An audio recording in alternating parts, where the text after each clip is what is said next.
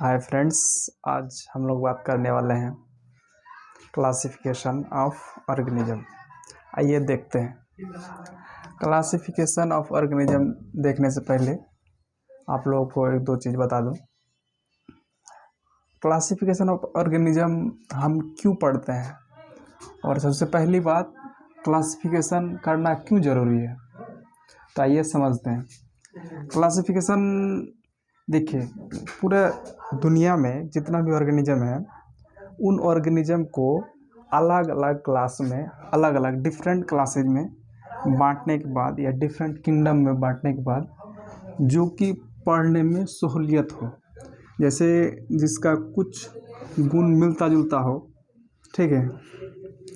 जैसे एक स्कूल में एक स्टैंडर्ड 1 का क्लास होता है, स्टैंडर्ड 2 का क्लास होता है, स्टैंडर्ड 3 का क्लास होता है, जिसमें लगभग हाइट हो, पढ़ने में एक जैसा हो, स्टूडेंट को एक क्लास में रखा जाता है। उसी तरह ऑर्गेनिज्म को भी उसका कैरेक्टर के सिमिलरिटी के देखते हुए अलग अलग क्लासों में बांटा जाता है, ठीक है।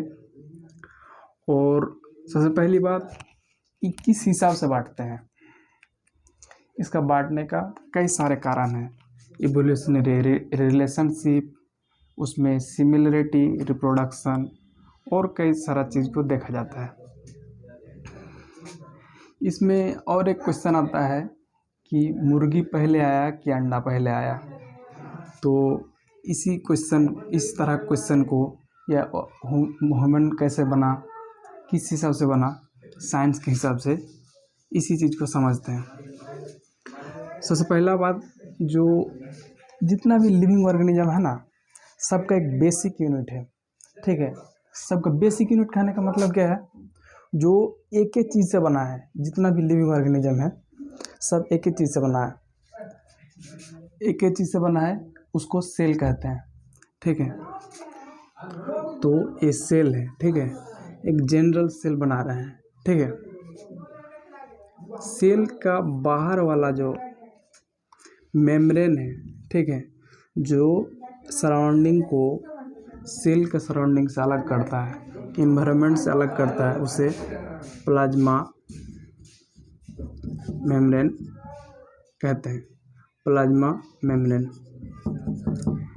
इसके अंदर माइटोकॉन्ड्रिया, क्लोरोप्लास्ट, वैक्यूल, न्यूक्लियस, इस तरह से कई सारा ऑर्गेनल होते हैं। अब ये बात है कि ऑर्गेनल किसे कहते हैं।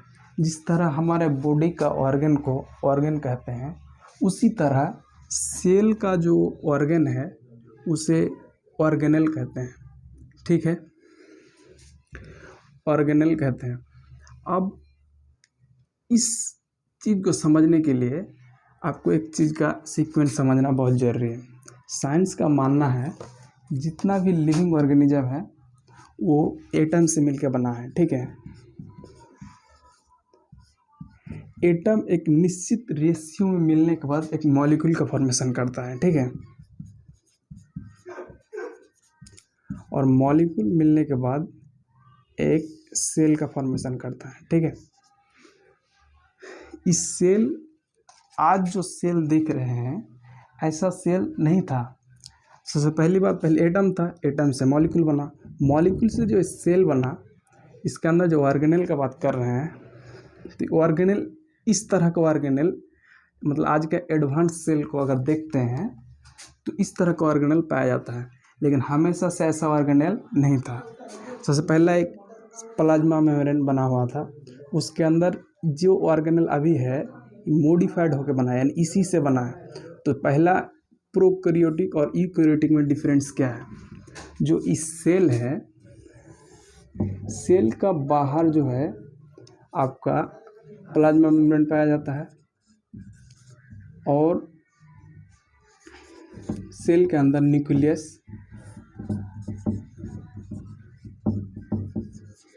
न्यूक्लियस और ढेर सारा ऑर्गेनेल पाया जाता है। और प्लांट सेल में या फंगाई के सेल में एक एक्स्ट्रा मेम्ब्रेन पाया जाता है, जिसे सेल वॉल कहते हैं, जो नॉन लिविंग होता है और यह कुछ बैक्टीरिया या फंगाई या प्लांट सेल में पाया जाता है और यह एनिमल सेल में एब्सेंट होता है। तो आइए समझते हैं प्रोकैरियोटिक और यूकैरियोटिक में क्या अंतर है। देखिए, प्रोकैरियोटिक और यूकैरियोटिक में खासा अंतर नहीं है। जैसा आज मोबाइल का ज़माना का दौर है, ये हमेशा से ऐसा नहीं था। सबसे पहला मोबाइल का जो उत्पत्ति हुआ तो सबसे पहला वाला जो पुराना मूवी वगैरह में देखा होंगे, बहुत बड़ा फ़ोन था। ठीक है, एक ईंटा के बराबर का फ़ोन था। उसको मॉडिफाइड करते करते आज का जो स्मार्टफोन है, आज का स्मार्टफोन का वीडियो हम क्यों बना पा रहे हैं? क्योंकि यह एक एडवांस फ़ोन है, एक छोटा डिवाइस है। इसको फीचर्स को ऐड करते करते आज का एडवांस फ़ोन बना है। उसमें पहले वाला बड़ा फ़ोन था, उसमें फ़ीचर भी कम था, लेकिन आज के फ़ोन में एक छोटा सा डिवाइस में आपका कैमरा का फैसिलिटी हो गया, आपका फ़ोन का फैसिलिटी हो गया, मैसेज का फैसिलिटी हो गया। इसी तरह से ढेर सारा फैसिलिटी इसमें दिया गया है आज के फ़ोन में। उसी तरह सबसे पहला सेल जो बना था, एटम से मॉलिक्यूल, एटम से मॉलिक्यूल, मॉलिक्यूल से सेल का जो फॉर्मेशन हुआ, तो आज का जो सेल देख रहे हैं ऐसा सेल नहीं था। सबसे पहला सेल जो बना वो प्रोकैरियोटिक सेल बना। ये प्रोकैरियोटिक और यूकैरियोटिक में क्यों बांट रहे हैं, ये चीज़ पहले आप समझिए। सबसे पहला प्रोकैरियोटिक और यूकैरियोटिक में बांटने का कई सारा कारण है। देखिए, ये ऑर्गेनेल जो है ना, यह मेम्ब्रेन से घिरा हुआ है, यानी सेल के अंदर जो ऑर्गेनेल है तो इसका एक अलग मेम्ब्रेन होता है जो मतलब पूरा सिमिलर होता है कि प्लाज्मा मेम्ब्रेन की तरह। इसका ऑर्गेनेल जो इस साइटोप्लाज्म, इसके अंदर साइटोप्लाज्म पाया जाता है, इस साइटोप्लाज्म से इसको अलग करता है। ठीक है, जो आपका प्रोकैरियोटिक सेल है ना, प्रोकैरियोटिक सेल में ये ऑर्गेनेल नहीं पाया जाता है, सिर्फ प्लाज्मा मेम्ब्रेन पाया जाता है। सेल मेम्ब्रेन बाउंड ऑर्गेनेल नहीं होता है, जो कि यूकैरियोटिक में होता है। ठीक है, और यूकैरियोटिक एक यूनिसेलुलर होता है। अब यूनिसेलुलर और जो प्रोकैरियोटिक एक यूनिसेलुलर होता है, प्रोकैरियोटिक यूनिसेलुलर, और यूकैरियोटिक जो है ये दो तरह का हो सकता है, या तो यूनिसेलुलर हो सकता है या मल्टीसेलुलर। आप ये बात कहेंगे जो यूनिसेलुलर क्या होता है? यूनिसेलुलर जो है, जितना यूनिसेलुलर जो है ऑर्गेनिज्म जो है आज हम जो देख रहे हैं, ये मल्टी सेलुलर ऑर्गेनिज्म है जो आप अपने आँखों से, हम अपने आँखों से देख रहे हैं। तो यूनिसेलुलर ऑर्गेनिज्म क्या है? यूनिसेलुलर ऑर्गेनिज्म वैसा ऑर्गेनिज्म जो एक ही सेल से बना होता है, ढेर सारा सेल नहीं, सिर्फ एक सेल। ठीक है, आज हमारा शरीर कितना सेल से बना हुआ? ढेर सारा सेल, यानी पूरा जीवन जो है, ऑर्गेनिज्म है, बहुत सारा सेल से बना हुआ है। इसी कारण से हम देख पाते हैं। तो यूनिसेलुलर ऑर्गेनिज्म को हम देख नहीं सकते हैं। ठीक है, तो यूनिसेलुलर ऑर्गेनिज्म है। यूकैरियोटिक में आने के बाद इसमें मेम्ब्रेन बाउंड ऑर्गेनेल आ गया, तो इससे थोड़ा एडवांस हो गया। जिस तरह से ये फ़ोन, बड़ा वाला फ़ोन में उतना मैसेज सर्विसिंग नहीं था, सिर्फ फ़ोन का था, लैंडलाइन था। उससे आगे मैसेज का, इसमें मैसेज का सर्विस बहुत सारा इसमें एडवांस हो गया। इसी तरह इससे बहुत सारा एडवांस हो गया, लेकिन पूरी तरीके से ये एडवांस नहीं हुआ है। यहाँ यूनिसेलुलर एक साइड में बांट दिए, उसके बाद यहाँ आ गया मल्टीसेलुलर में। मल्टीसेलुलर में फिर दो तरह का बात हो सकता है। देखिए, यहाँ आपको पता है सेल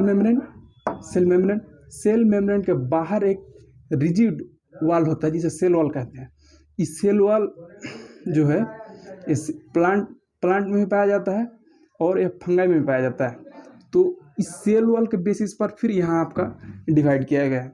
अगर सेल वॉल अगर एब्सेंट रहेगा, यानी बाहर वाला सेल के अंदर, सेल के बाहर वाला जो वॉल है, नॉन लिविंग है, आपको इस साइटोलॉजी में पूरा ऑर्गेनेल कितना होता है उसके बारे में को बताएंगे। लेकिन जो बाहर वाला ऑर्गेनेल है वो अगर सेल वाला अगर एब्सेंट रहेगा तो उसे एनिमिलिया में रख देंगे।